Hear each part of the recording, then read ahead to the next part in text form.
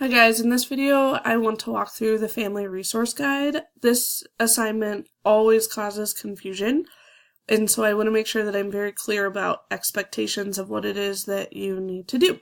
So, for your Family Resource Guide, you want to think in terms of parents and families. So, anything that you are putting on this guide, first and foremost, should be directly related to families, and not teachers. So that's a common mistake that happens a lot, is that people will put things on here that teachers could use, but this is really for families and parents. So really what you're going to do is you're going to walk through and fill out every box on this form. So this first box right here is family counseling. So you need to provide the contact information, so that includes the agency name, phone number, website, and address of a local agency in the community. So I need to stress this. It needs to be local. So if you were in the Denver metro area, it needs to be somewhere in the Denver metro area. Because the thought behind this is that if you needed to find a resource for a family, that you would have this information collected, excuse me, and you could pass it out. So if you're in Colorado, it wouldn't be helpful to have a family counseling person in California. So make sure that it is local to you. Next is translation services. So you just need to Google the translation services that are in the Denver, Colorado area, again, or whatever area you're located in, and put that information right here. So same thing, agency name, phone number, website, and address of an English service that will translate into all other languages, and then an American Sign Language translation service. Next, you need to obtain contact information for at least 2 agencies in the community that provide resources and services for children with disabilities. So again, I would just go in and Google resources and services for children with disabilities in Denver, Colorado, and see what comes up. And then again, list the agency name, phone number, website, and address. So you need to fill out all those boxes. Additionally, you need to locate, and this is where people tend to get confused, you need to locate 3 different websites. So websites right here for information that have information for families. So these should not be websites that you would utilize as a teacher, although they could be, but they need to have information for families on them. And then you need to provide me with a brief description of the website.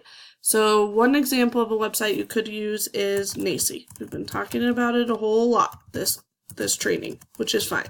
So you could list NAEYC on this website, but then you're going to describe NAEYC. So for families, this website has lots of different resources. Oh, I can't type. Ranging from child guidance to potty training. You would want to add a few more sentences talking about the different resources that are available for families on that website. Then you need to find one article from each website. So on the NAEYC website, oh, it's telling a typo for me. On the NAEYC website, you would want to, I'm going to open it up. Let's go to naeyc.org. Search, I don't know, let's say potty training.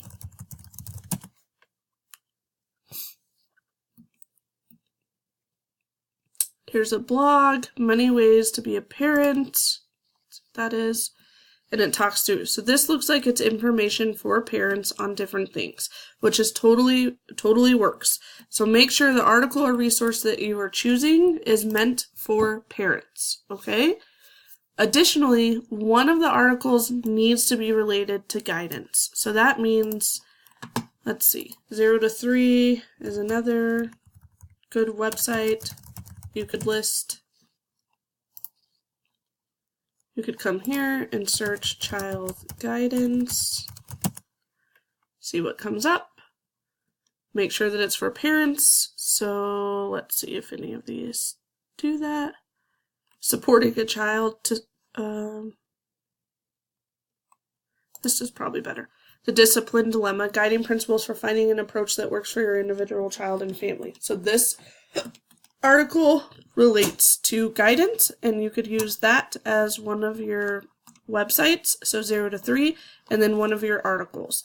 The main thing here is that when you are giving brief descriptions, you are giving brief descriptions of the websites, not the article. Just keep that in mind. But you do need to print the article for your portfolio. So in these boxes, there will be 3 websites listed, and then you will find one article from each website, print that off, and bring that in. And each article must come from one of the websites that you have listed on this document. I hope that makes sense, but if it doesn't, feel free to reach out if you have any questions. Thanks.